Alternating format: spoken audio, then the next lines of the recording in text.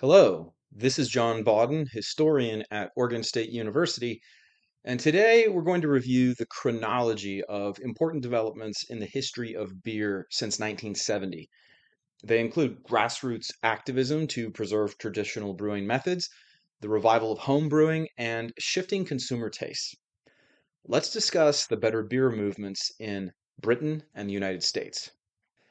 The United Kingdom is a country with a venerable tradition of brewing, much like neighboring Belgium and Germany.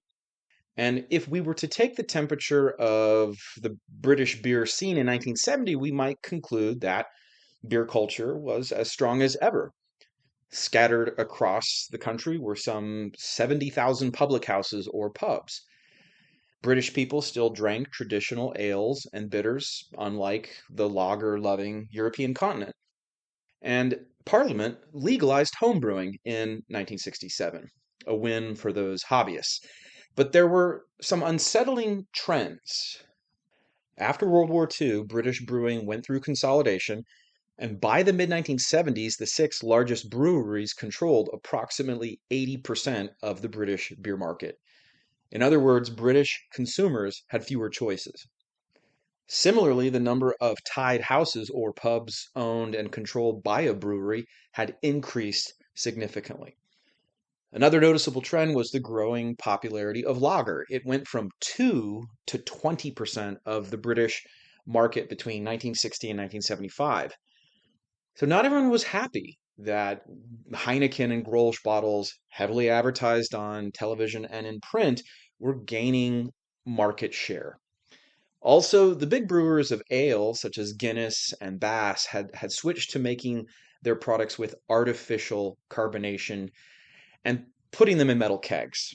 Well, why does any of this matter?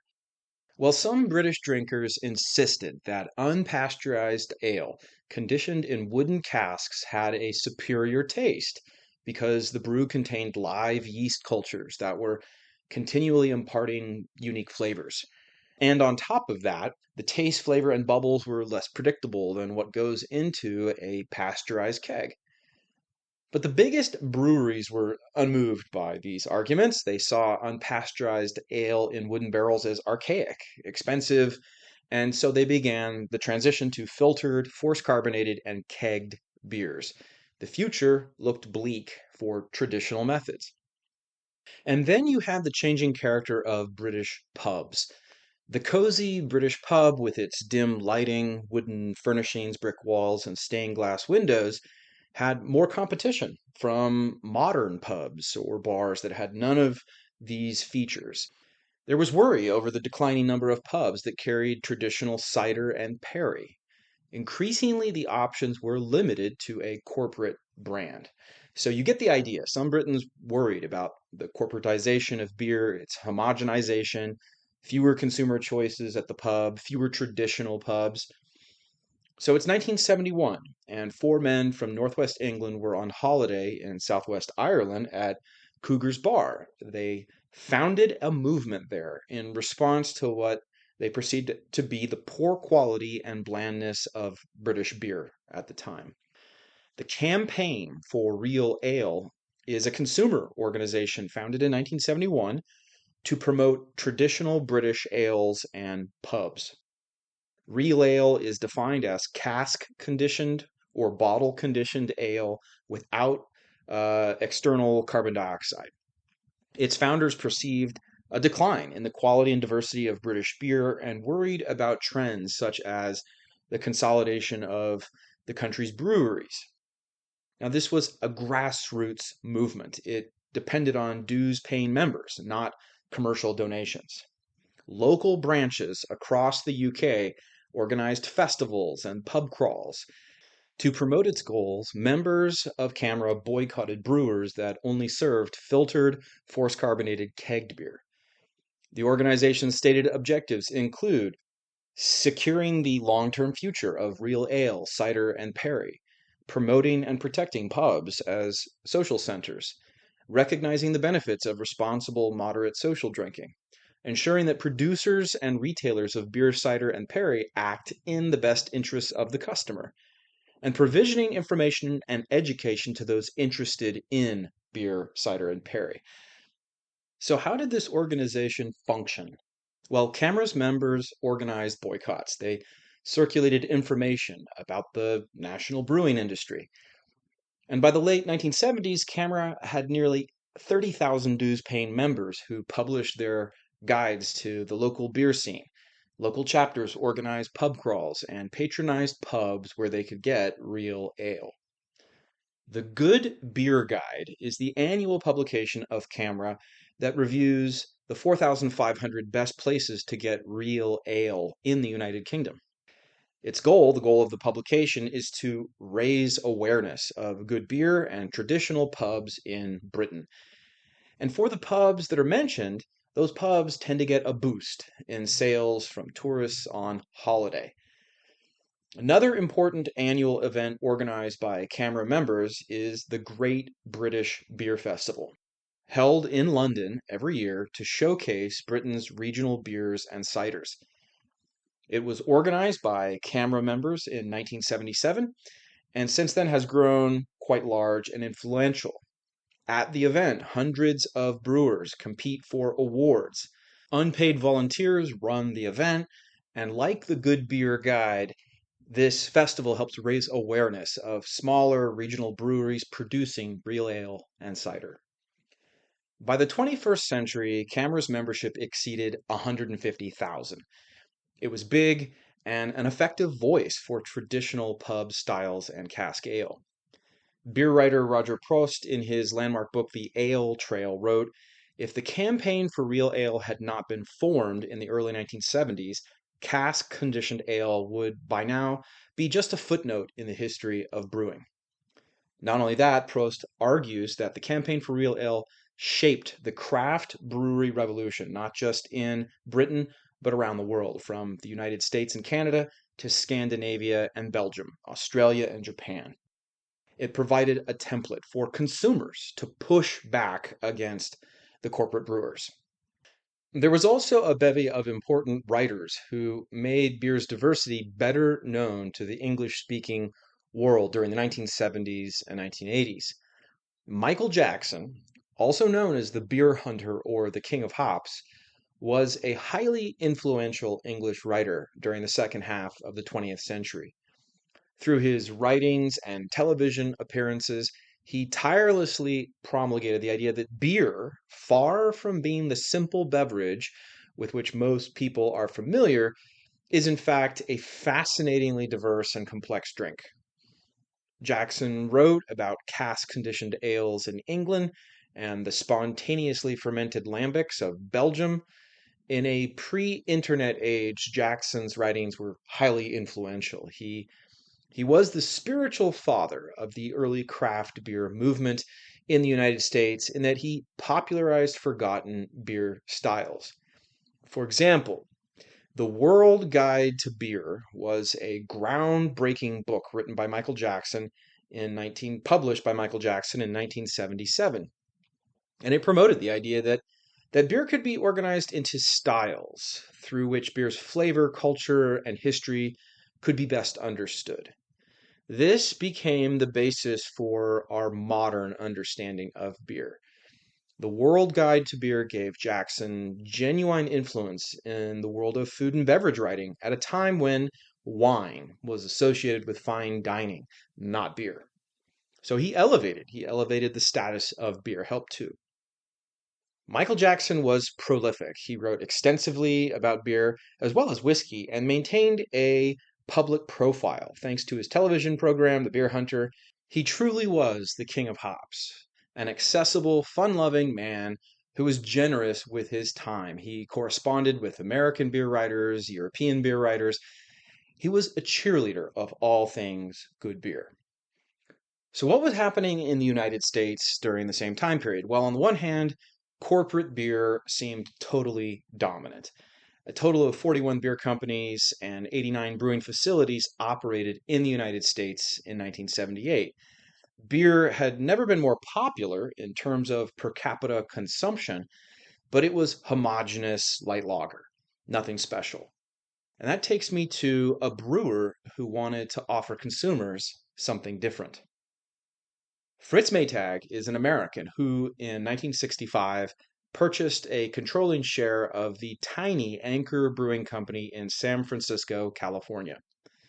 Moving forward, Maytag developed a new business model for his brewery that focused on quality over quantity and the use of traditional methods.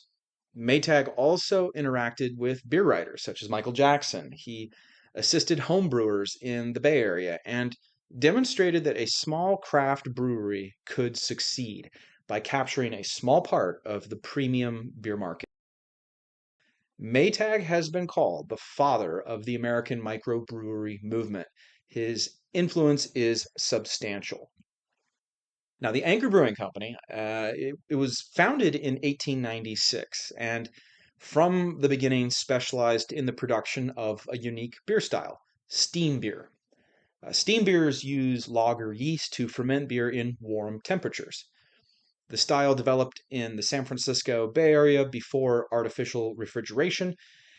But even after that point, the style remained popular right up until Prohibition.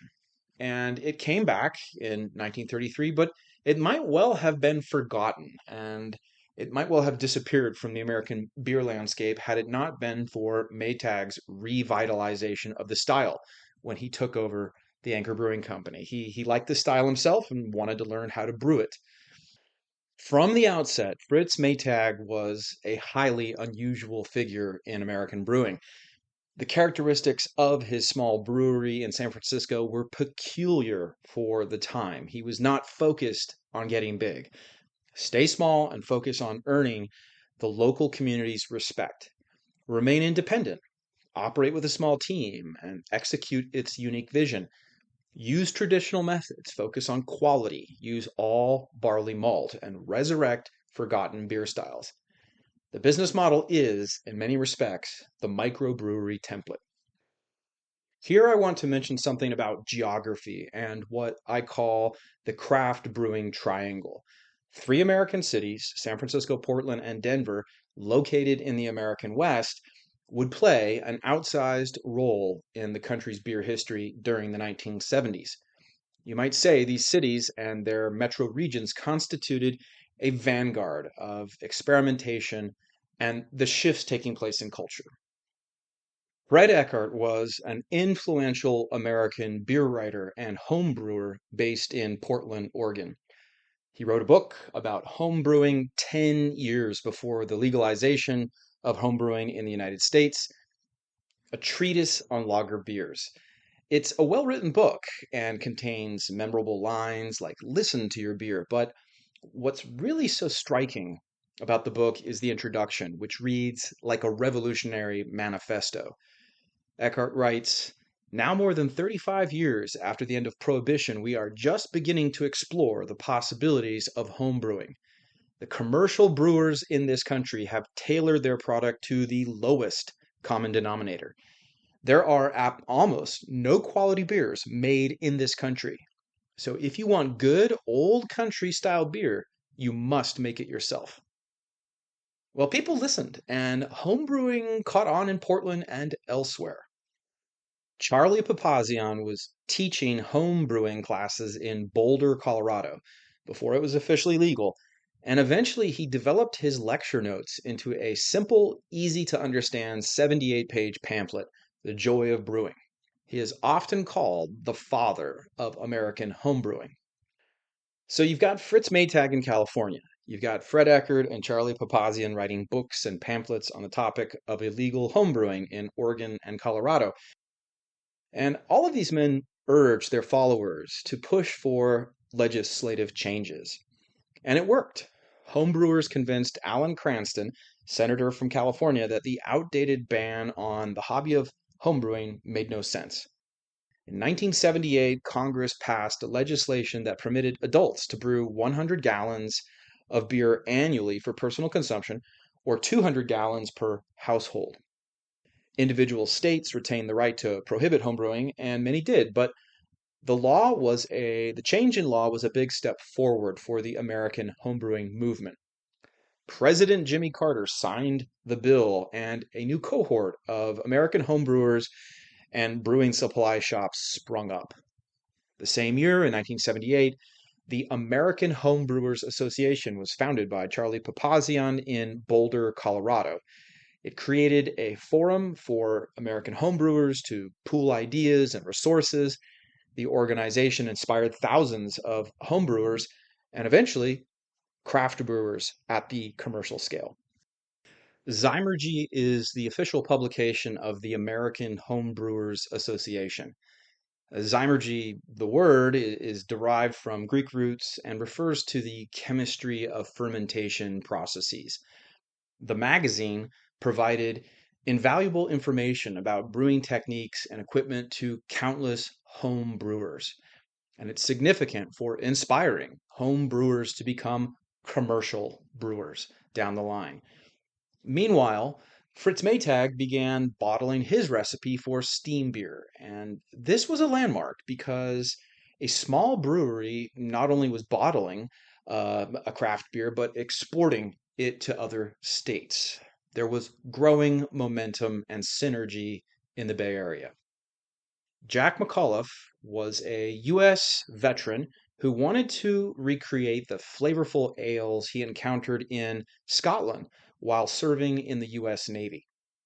And I should mention that Fred Eckert up in Portland, Oregon, also encountered more flavorful beer while serving with the Marines in Asia.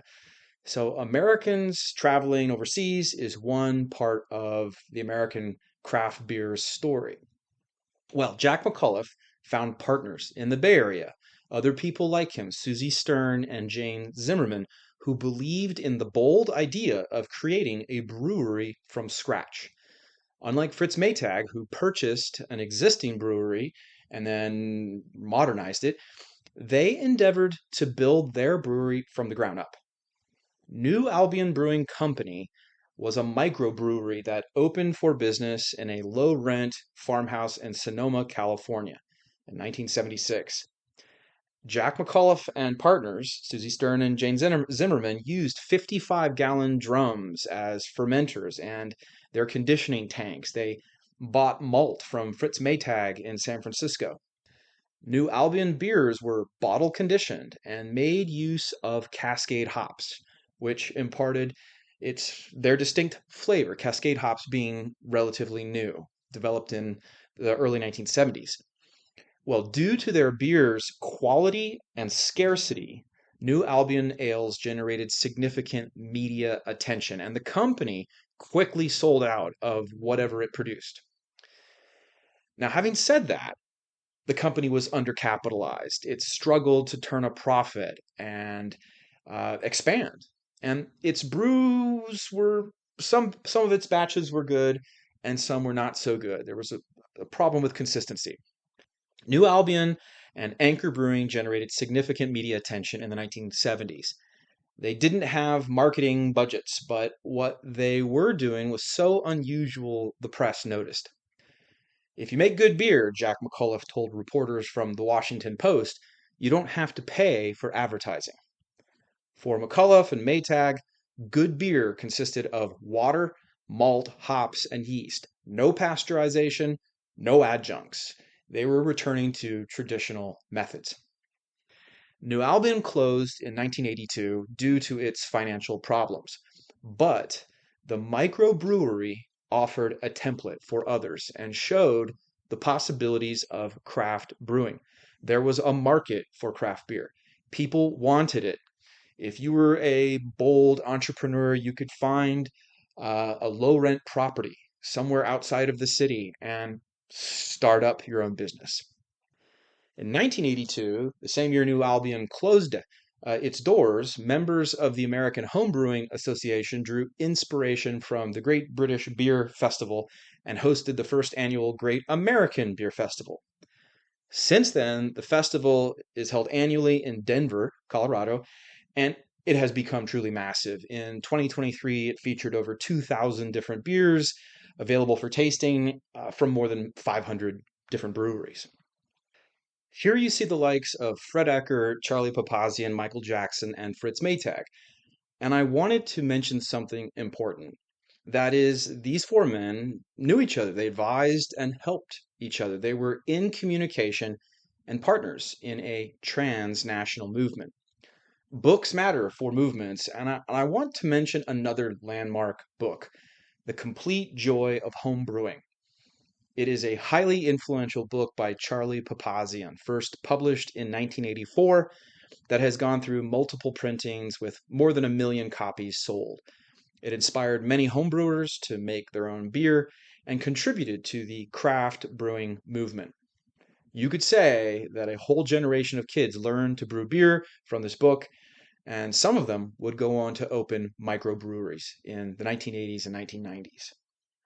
The same year The Complete Joy of Homebrewing came out, Fred Eckart started writing a weekly beer column for the Oregonian and the Seattle Times, two influential newspapers in the Pacific Northwest. So beer was still overwhelmingly corporate in the United States, but at the grassroots level, there was more interest than ever in new kinds of beer, homebrewing, and imported beers from Europe. By what standards should we judge our beer? The Beer Judge Certification Program was established in 1985. It's a US based organization that certifies beer judges and sanctions beer competitions. It is known for its style guidelines, which break down beer into approximately 80 distinct styles and sub-styles with explanations about aroma, appearance, flavor, mouthfeel, color, hop bitterness, and alcohol strength. The program established standards for describing beer and contributed to the not only the growing awareness of beer's diversity, but there were people now who would be judging beer at festivals and events. Similarly, The Essentials of Beer Style came out in 1989. This influential book by Fred Eckert categorized beer into styles as opposed to regional versions, and it offered a scientific look at beer styles. It made reference to international bittering units, which is how the hop bitterness of beer is judged. It influenced home brewers who wanted to take a more scientific approach to their craft. So he and others are one reason why craft beer got so popular in Portland. If you go to a city like Portland, craft beer enjoys a market share of more than 35%, while in most American cities it's 10%. So these beer writers had an impact.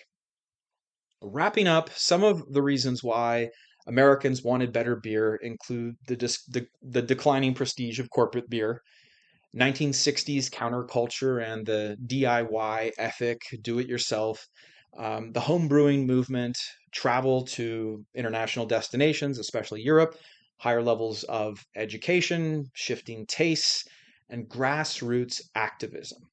Like the Britons who organized a movement to protect and preserve their country's artisanal beer, American homebrewing groups helped change outdated laws in the United States. The stage was set for the first craft beer boom of the 1990s. Here are the sources I relied on for this lecture. I look forward to your comments and questions.